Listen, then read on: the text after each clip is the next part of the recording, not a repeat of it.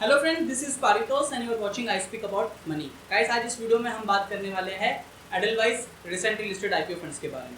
हालांकि ये फंड 2018 में लॉन्च हुआ था, तब इस समय इस फंड का नाम था एडलवाइस मैडन अपॉर्चुनिटीज फंड। और 2021 में क्योंकि इस फंड की मैच्योरिटी साइकिल थी, 28 जून को ये फंड मैच्योर हो रहा था, क्योंकि ये क्लोज एंडेड फंड था पहले।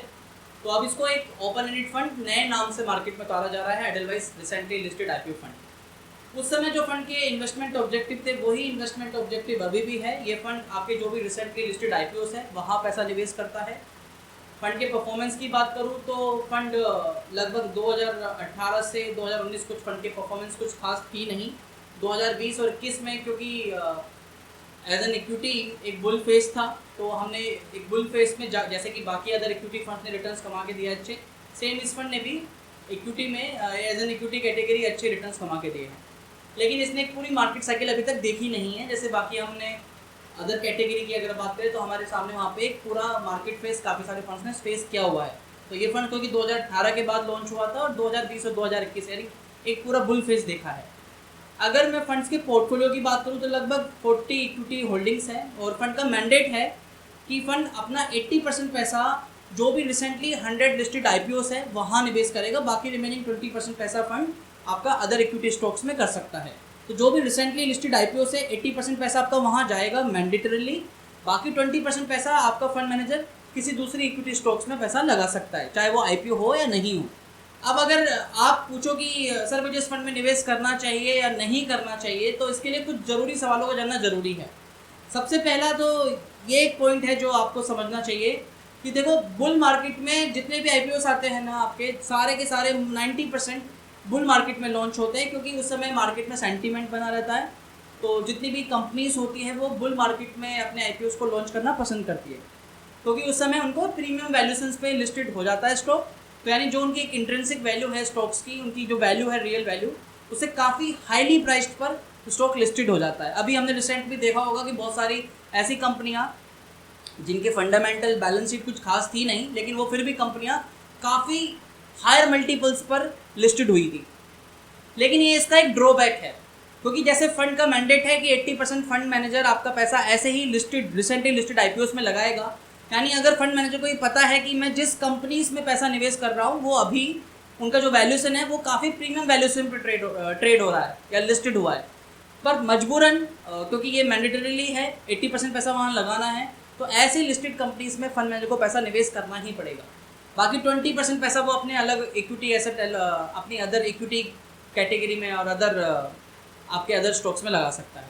तो ये एक इसका ड्रॉबैक है, क्योंकि अभी तक फंड ने कोई एक पूरी मार्केट साइकिल नहीं देखी या बेयरिश फेस नहीं देखा। और वी ऑल नो कि जब हम किसी स्टॉक को उसके इंट्रिंसिक या उसके एक प्रीमियम वैल्यूशंस पे हम उसको बाय कर रहे हैं, तो जब एक पूरा मार्केट साइकिल रिवाइव करेगा तो वहाँ उस समय इसका इम्पैक्ट डेफिनेटली आपके प्रॉफिट पे पड़ेगा। दूसरा जो इसका ड्रॉबैक है कि आपको मालूम होगा कि आईपीओ, जैसे मैंने बताया कि सारे आईपीओस मोस्टली बुल मार्केट में लॉन्च होते हैं। अगर मैं बात करूँ 2020 की, तो 2020 में 43 आईपीओस लॉन्च हुए थे। 2021 में अभी तक 21 लगभग 18 या 19 आईपीओ आ चुके हैं। इसी तरीके से मैं बात करूँ 2013 और 2014 की, तो 2013-14 में लगभग 4 या 5 आईपीओस आए थे। तो यानी जब हमारा मार्केट का एक बियरिश फेस होगा और मान लीजिए उस समय आईपीओस कम आते हैं, तो उस समय भी फंड मैनेजर को अपने जो भी पोर्टफोलियो का एलोकेशन है उसी में इन्वेस्टेड रहना पड़ेगा, क्योंकि उसके पास मार्केट में ज़्यादा आईपीओस होंगे नहीं, तो वहाँ पे रोटेशन करने का मौका कंपेरेटिवली कम मिलेगा और डेफिनेटली वहाँ पे प्रॉफिट बुकिंग कम होगी, या ऐसी कंपनी से निकलना और दूसरी कंपनी में या दूसरे सेक्टर में रोटेट करना कंपेरेटिवली थोड़ा मुश्किल होगा फंड मैनेजर के लिए। तीसरा एक ड्रॉबैक हो सकता है सेक्टर रोटेशन का। अभी भी काफ़ी बार ऐसा होता है कि हर सेक्टर के आईपीओस हर साल निकलना ये ज़रूरी नहीं है, लेकिन कई बार ऐसा होता है कि वी ऑल नो और फंड मैनेजर को भी पता है कि ये सेक्टर ज़्यादा अच्छे से परफॉर्म करेगा। मान लीजिए मेटल में मेरे को ज़्यादा पैसा लगाना चाहिए, या इस समय मुझे फार्मा में ज़्यादा पैसा लगाना चाहिए, तो हो सकता है कि फार्मा में कंपेरेटिवली कम आईपीओस हो, क्योंकि 80% पैसा तो वहीं लगना है ना आपका, इस फंड के थ्रू 80% पैसा तो वहीं लगना है। तो सेक्टर का जो डाइवर्सिफिकेशन है वो इस फंड में मिलना कंपेरेटिवली थोड़ा मुश्किल होगा इस आईपीओ स्ट्रैटेजी में, क्योंकि वो डिपेंड करता है कि उस साल में या उस रिसेंट लिस्टेड जो 100 आईपीओस है उसमें कितने सेक्टरल जो सेक्टर फंड मैनेजर को पसंद है उस सेक्टर के मुताबिक कितने स्टॉक्स लिस्टेड है। तो इस तरीके का सेक्टर रोटेशन या सेक्टर डाइवर्सिफिकेशन करना मुश्किल होगा जब हम एक पूरी मार्केट साइकिल देखेंगे। बुल मार्केट में तो जितने भी इक्विटी स्टॉक्स हैं, 3 में से 2 स्टॉक्स ने तो परफॉर्मेंस दिया ही है। तो इस समय ये तय करना कि ये फंड अच्छा है या नहीं अच्छा है, ये थोड़ा सा बायस होगा। मुझे लगता है इसके लिए पूरी एक मार्केट साइकिल को समझना ज़रूरी है। अगर आप मुझसे पूछो कि आप मुझे इसमें निवेश करना चाहिए या नहीं करना चाहिए, तो गाइस देखो, if you are a very highly aggressive investor, तो आई कैन से कि आप चलो कर सकते हो, लेकिन फिर भी एक छोटा सा क्वांटिटी या छोटा सा स्मॉल एलोकेशन रख सकते हो, बिकॉज आपको आईपीओ स्ट्रैटेजी अगर पसंद है, अगर आपको आईपीओ अलॉटमेंट लेना या आईपीओ में पैसा लगाना पसंद है। बट ऐसा ट्रेडिंग के पर्पज से इसे बिल्कुल मत लेना कि मुझे आज डालना है पैसा और जब इसमें आईपीओ खरीद लेगा मैं 1 साल के बाद 6 महीने के बाद पैसा निकाल लूँगा। तो ऐसा सोच के या आईपीओ लिस्टिंग गेन का या पोस्ट लिस्टिंग गेन का बेनिफिट मिल जाएगा, इस पर्पज से इसमें पैसा मत लगाना। अगर आपका इन्वेस्टमेंट होरिजन कम से कम 5 साल का है तो ही इसमें करना। वो भी मेरा सजेशन रहेगा कि आप इसमें स्मॉल क्वांटिटी या स्मॉल अमाउंट ही एलोकेट कीजिए अगर आप रिस्की इन्वेस्टर हो, आप हाईली एग्रेसिव इन्वेस्टर हो, क्योंकि इस फंड का मैक्सिमम एक्सपोजर आज भी mid cap and small cap में है, और मिड एंड स्मॉल कैप में भी आपके आईपीओ लिस्टेड कंपनीज में है, जहाँ पे वो लिस्टेड कंपनीज अपने प्रीमियम वैल्यूएशंस पे लिस्ट हुई है। अगर if you are a conservative investor और अ फर्स्ट टाइम इन्वेस्टर, तो आई विल सजेस्ट यू कि stay away with this fund. आपके पास अदर ऑप्शंस है।